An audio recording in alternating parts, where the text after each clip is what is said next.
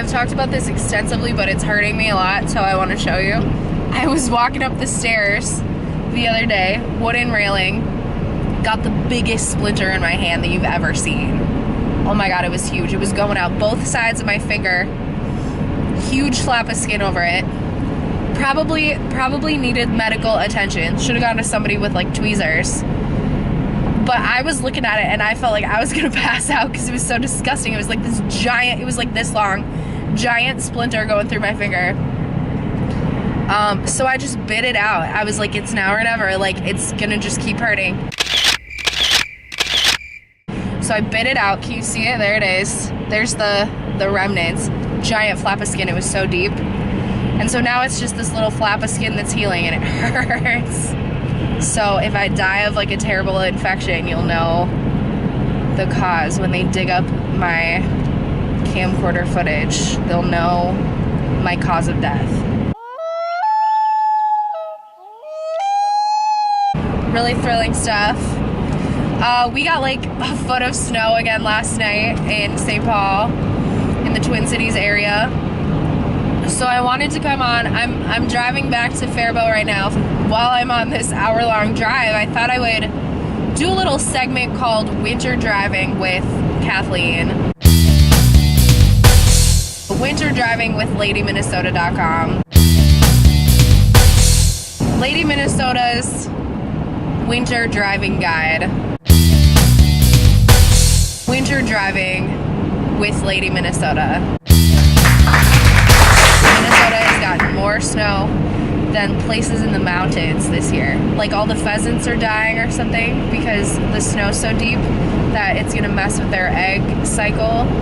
I gotta look up the actual details. I've been on the road for maybe 30 minutes and I've seen probably, I think like 7 cars at least in the ditch. And it's pretty beautiful out right now. Like it's really not too bad. It's you know, the sun is shining. It's about 14 degrees. So the roads are pretty melted off, but there is kind of a black ice situation where sometimes the road just looks wet, and so you think it's wet like a rain puddle, and then it's ice instead. But you can feel, I mean, you can feel when it's turning to ice. You would think it would make people slow down or, you know, ride the wave a little bit. That hasn't been the case today because people have been spinning out left and right. I don't know. So I know that it's a little bit ironic to film while driving a segment on winter driving safety, but honestly, it has to be done. Some things that everyone should know about winter driving that'll save them a lot of grief. On-ramps and exit ramps are always bad. Immediately when you are approaching one, you should slow down. That's definitely key. Also, just signaling would be nice. Like this person could signal. Jesus Christ. Because of how the plows plow to the left and right when you have 3 lanes.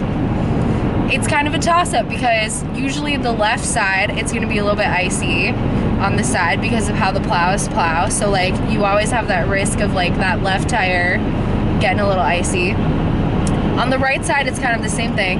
In the middle though, it's like a lot of the water, you know, kind of freezes right there. So it's hard to say. You got to just keep an eye out. The main thing is though that when you're changing lanes is always dangerous because people wear a pathway into the ice, into the snow. Everybody's tires are moving like this. And then when you're changing lanes, it's like uncharted territory. So it's gonna be icier when you're switching lanes. That's another piece of advice. When you're going over an overpass, like a bridge, something like that, you know, usually you can tell when it's a bridge. And, oh my God, my voice. This is the illness I'm talking about. So usually when you're passing over a bridge, it's gonna be icier on top of there because of how the air is moving or whatever. I don't know, I'm not a meteorologist, but I do know that that's always the case. Also, when you're going under a bridge, like some type of overpass, sometimes it's drier under there, but sometimes it isn't. So you gotta be careful when you're doing that as well. Clearing your windshield. Someone extremely close to me, who I won't speak of his name, but you know, a dear a dear compadre of mine was in like a 4-car accident once because he didn't clear his windshield properly. And that caused him a lot of heartache, many court dates, etc. So always clear your windshield, even if you're not going very far. What I struggle with is the back windshield, because I'm always like, it'll just melt off. Like, I have that nice little defrost feature, you know? So like, why should I scrape it all the way? You can see probably right now that it's not fully scraped. And that's something that I personally am working on, scraping that more thoroughly. One thing that I always say to myself, you know, it's the morning, you just woke up and you don't want to do it. And I always say to myself, well, think of those big like Astro vans that they use to transport, those transit vans. Think of the transit vans, like they don't even have back windows. I always say to myself, well, that is not a good excuse. That's something I need to work on personally. I saw probably 10 cars off the road today, like spun out, ridiculous. And it was all in places where it was like clearly icy a little bit. And it's like, come on, you just gotta slow down. Some of these girls pedal to the metal, and it's just not safe. Even though it looks nice out, it's not safe.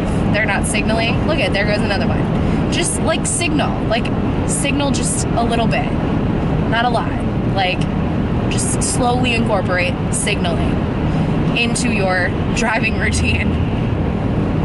When snow is really deep, you gotta just pretend, like last night, you know, I had this event that I was working, and I came out and it was like the parking lot where I was parked, there was a foot of snow in this parking lot. So I just built up as much momentum as I could and I shot out of that parking lot. But when you're going like down hills toward a stop sign, something, you have to just pretend you don't have brakes. You have to operate when you are in deep snow conditions. You have to drive as though you do not have brakes at all. You just have to think like that. I feel so fortunate because I really had an upbringing where I got lots of experience winter driving. Taking my car out to the high school parking lot and doing figure eights for fun, drift your car without crashing and that kind of thing. And obviously it's like sometimes there's just nothing you can do. Sometimes the roads are and you're just gonna go in the ditch, and that's just how it is. But this morning it's avoidable. The 7 to 10 people that I saw in the ditch, I think were being reckless probably. Those are my main things. Bridges, the sides of the road, exit ramps and on-ramps, they're always terrible. And the fact that people can't just automatically take those slow is so baffling to me. There were 2 cars off on the same on-ramp when I got on 35 in St. Paul today. From Aid Mill, got on 35, and there were 2 different separate incidents on the same on-ramp to get on 35. And it's like, how do you even do that? How are you going that fast when it's like deep snow? If you have a little car like me with not a lot of, you know, tread and stability in this weather, you just have to commit to that. Over here to my right, we have a Ram 1500, and it's like blaring down the road. It's blasting down the road. And it's like, I just have to recognize that I can't do that. The people like me who have smaller sedan type vehicles, you have to recognize that you can't just hammer it down like some of these big trucks, some of these SUVs, some of these Jeeps. I really feel like I'm infringing on the hard way learning territory with the content of today's message. So I don't know. I'll probably see them in court.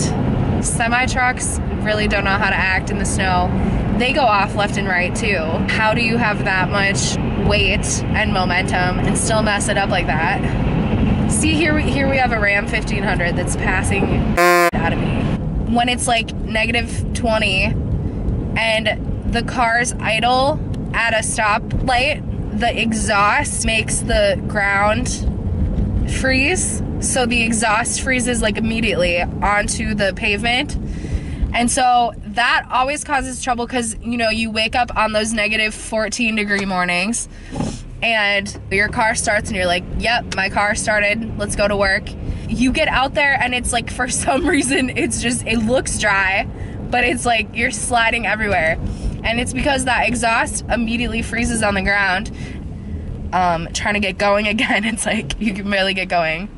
I don't really have a lot of advice for when you're stuck at a stoplight or something and you try to start. What I always do is I kind of rock it back and forth and like gun it, you know, and that usually works. The last time that I had a snow related incident, it was a couple years ago, believe it or not. Well, this isn't entirely true. Like, so last winter I got stuck in a Target parking lot, and a bunch of Target employees had to push me out. So that happened last year. My second to last snow related incident was I was going down Ravine Street in Faribault, actually, running late for work in St. Paul, snowing everywhere. I wasn't really paying attention to how bad the roads were, and I was going down Ravine Street being a distracted driver, and I completely went out of control and didn't want to hit oncoming traffic, so I like cranked it into the curb, and then I completely goofed up my alignment, my tire alignment. So I drove it, but it was like clunk, clunk, clunk. Like I probably shouldn't have driven it. And so I drove it into Tires Plus and they got it sorted out, but it took like a day and a half and I had to stay here. Another piece of advice that I would say, living in the city, when you have snow emergencies like every other day, sometimes it's better to just park in like a paid heated garage for the night, Uber home or take the bus home or something, or get a ride from somebody else. Because when you have a little car and they're plowing past you, they plow all this, your car gets like buried by the plow, you're at risk for getting towed, you're at risk for all these things. And so truly it's better most of the time, I would say. So that's my other advice. Park in a heated garage, pay the price instead of paying the price later. Okay, so here's an example. I'm about to exit and it's gonna be icy, so we're slowing down in advance. This would make my driver's ed instructor so proud right now. Literally, I'm gonna send him this and he will be shook. Okay, see, it's so icy, oh my God. So, but like I've already slowed down, so I don't have to worry about it. So I'm just gonna gradually, and it looks like it's wet, but it's not wet, it's ice for sure. It's for sure ice. It's dry on this side, it's a little icy on this side. No matter how much they plow them, no matter what they do, exit ramps and on-ramps, they're always like this, no matter what. So you gotta just be careful. And now, see, we're home free. So many tracks on that from people going off. So many tracks into the ditch. You just gotta slow down. That's all that it is. And I love driving fast. I love driving fast, I really do. This has been an extensive PSA. Thank you for tuning in to winter driving tips on ladyminnesota.com. Thank you.